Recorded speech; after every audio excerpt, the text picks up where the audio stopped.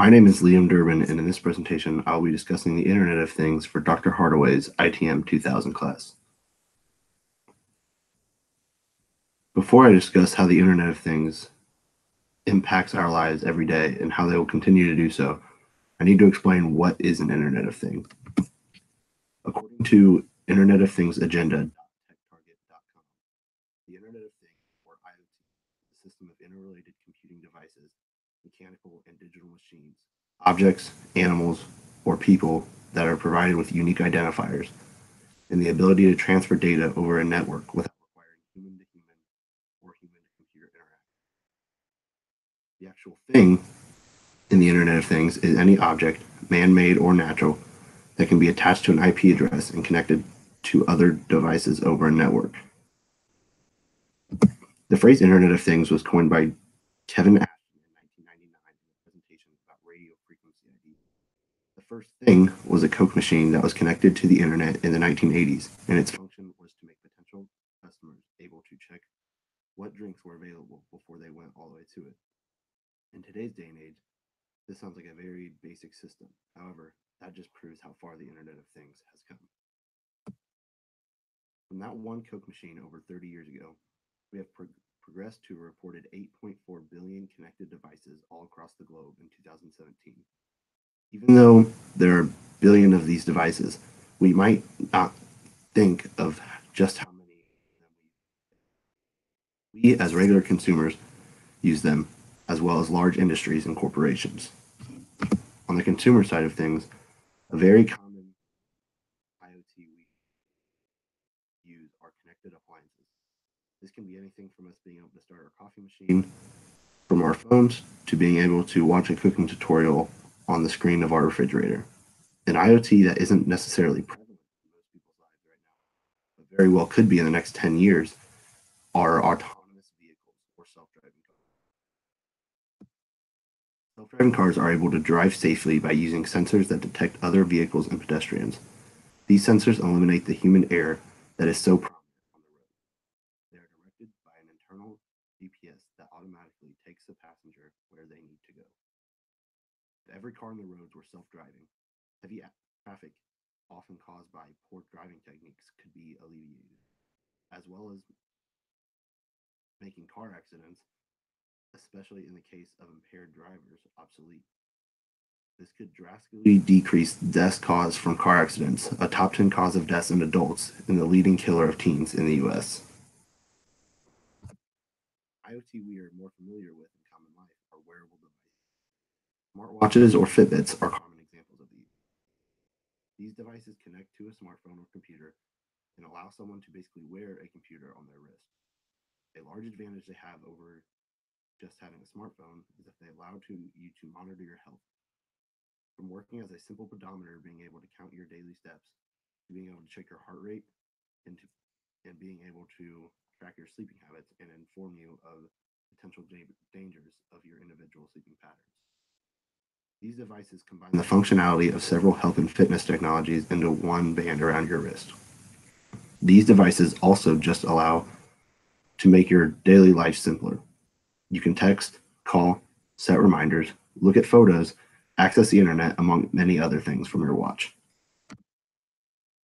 In the work and education sector, the Internet of Things has made life much easier. With cloud computing, getting work done is easier than ever. A person is no longer required to do their work on one single device. Someone can make a spreadsheet at their work computer and then go home and access the same spreadsheet on their personal device. Not only does this make working easier, it makes sharing this work with others and collaborating much easier. Smart homes, like self-driving cars, are another Internet of Things that are not wholly integrated into our society yet. But there are some out there, and a lot of aspects of them are used in homes today. Smart homes use IoT devices to make them safer, more cost efficient, etc. Security cameras are being installed with the capability to have a live video feed sent directly to a person's phone or computer. They are also becoming safer with the use of security systems that are connected to smoke and gas alarms and will alert emergency services if needed. On the cost efficiency side of things, thermostats are able to be controlled remotely. So if no one is home, someone can turn off the heat or air in their house while they're not there to save money, and then turn it back on when they plan on coming home. Lighting can also be on sensors. So when someone has not been in a room, they turn off, conserving energy and money. On the industrial side of things, the Internet of Things is making businesses run more efficient and effective.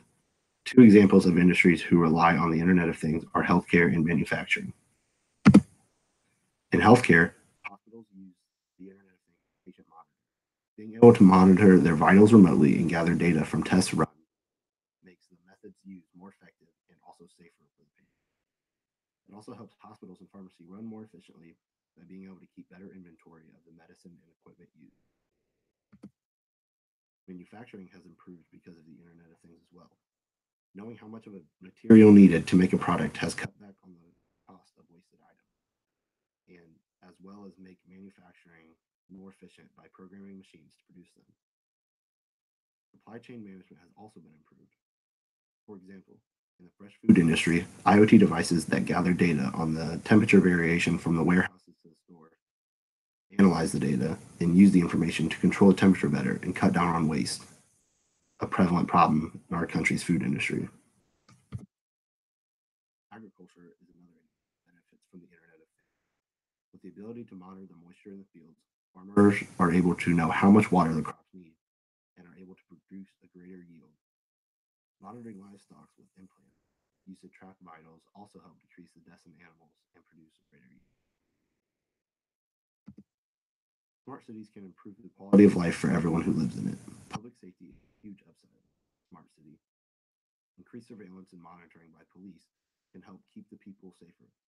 It can also make life in the city easier, like parking sensors that can tell people ahead of time which spots are available. Energy conservation is also a benefit of smart cities. By tracking movement throughout the city, energy experts can know how much energy to use in different districts, conserving money and using less energy, helping the environment. The Internet of Things has affected and will continue to affect the global economy greatly. The total global economy is predicted to grow by at least $3.9 trillion by 2025, but it could be up to over $11 trillion per year. At the high end, this would be 11% of the world's total economy. Although the Internet of Things sounds great, there are still concerns many people have, like privacy and security.